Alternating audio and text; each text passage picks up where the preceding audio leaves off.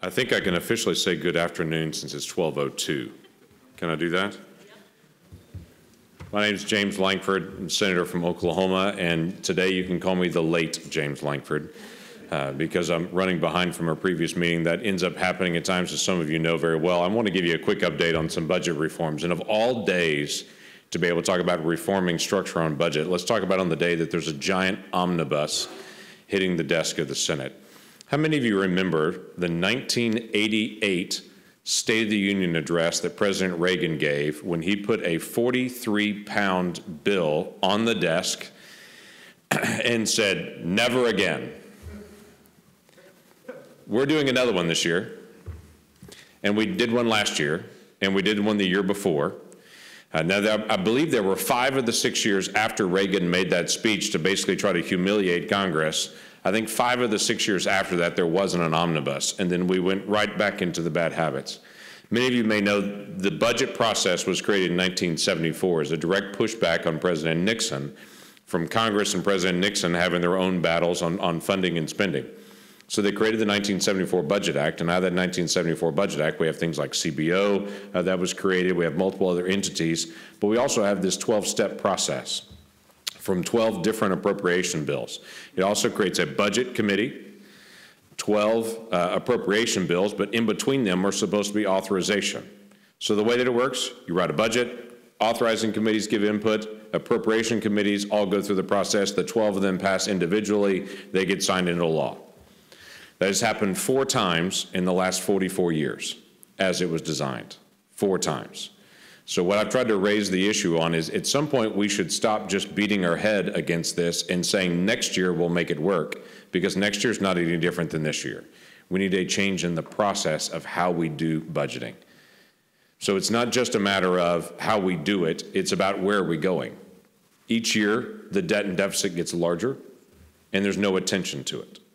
This year there's additional spending, and I'm quite confident my Democratic colleagues are going to say we're going to have trillion-dollar deficits, and it's all because of the tax policy, ignoring the additional $300 billion that comes out of this omnibus, ignoring $120 billion in additional disaster aid, ignoring the additional $80 billion plus in interest rates as they rise, ignoring all those other aspects as well, and to see each of those stacked together are all stacking up on existing overspending that is scheduled every single year and continue to elevate the deficit because no one looks at the whole.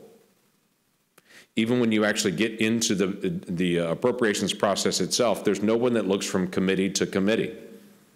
We're spending $57 million in repairing the steps outside of the Library of Congress, but we're spending $10 million on interdicting drugs in Central America.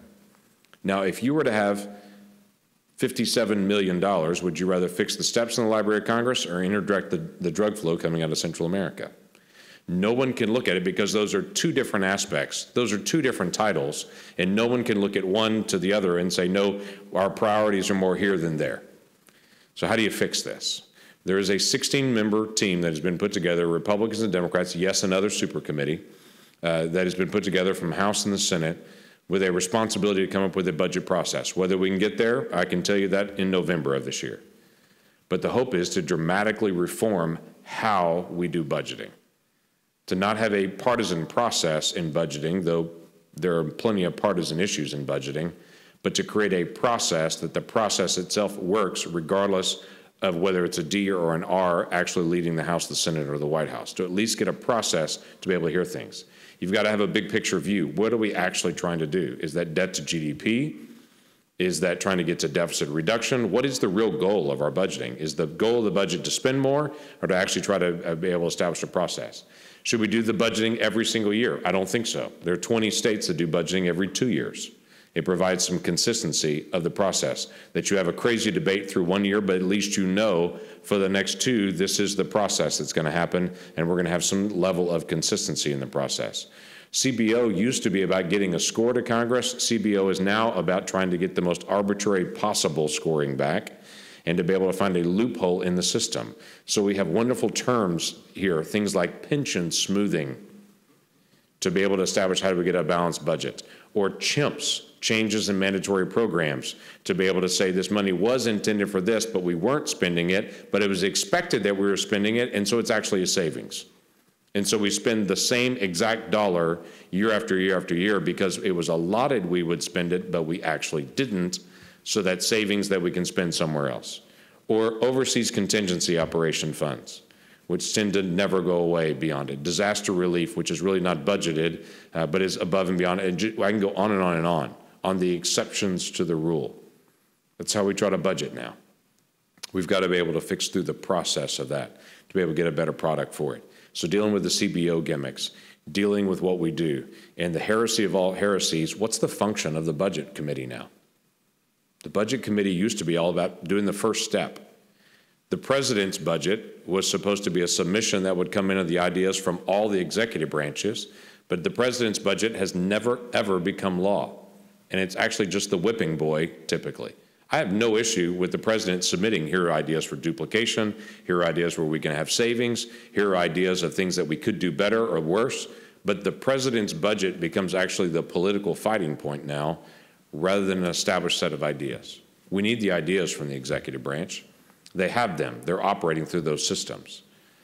But we may not need something as expensive and as big and as complicated as something called the president's budget.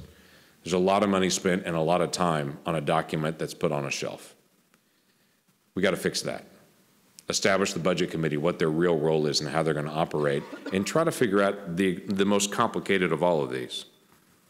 What's the alignment between the appropriations committees and the authorizing committees? Because for policy wonks in DC and folks that are around all the policy stuff like y'all are, y'all understand fully, completely the issue of that's authorized but not appropriated, correct? That's an authorized program, but we're actually not doing it because it was never appropriated. Or the other side of that, no, we've appropriated that, but that's never been authorized. But go ahead and do it anyway, though it hasn't been authorized in decades, because we have those two systems disjointed. At the same time, we've got to deal with small things like the debt ceiling that used to be used to actually limit our spending. You realize during the time of the Korean War, Congress didn't raise the debt ceiling. They found other ways to be able to balance out spending and such, so they didn't have to raise the debt ceiling. That would be unheard of now. That used to be a feature that actually tried to limit spending and control our process. Now it's just another fiscal cliff. So what's the best way to actually get to our debt and deficit?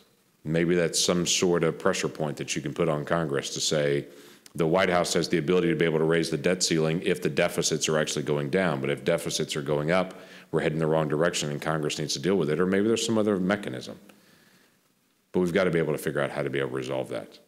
And we have to be able to get out of the endless loop of continuing resolutions. Your favorite cocktail party question could be asked someone, when's the last year we didn't have a continuing resolution in the federal spending? The correct answer would be 1995, that we didn't have a continuing resolution at all. We've got to get out of that loop.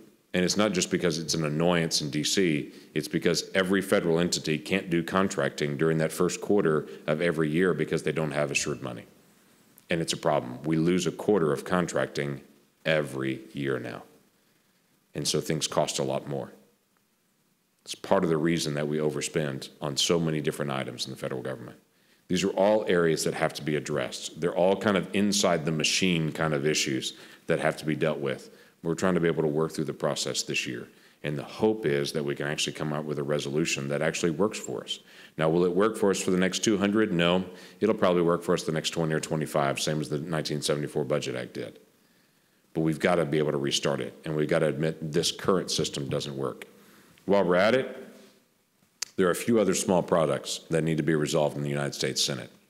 Things like post-cloture debate time for nominations, which is completely irrational.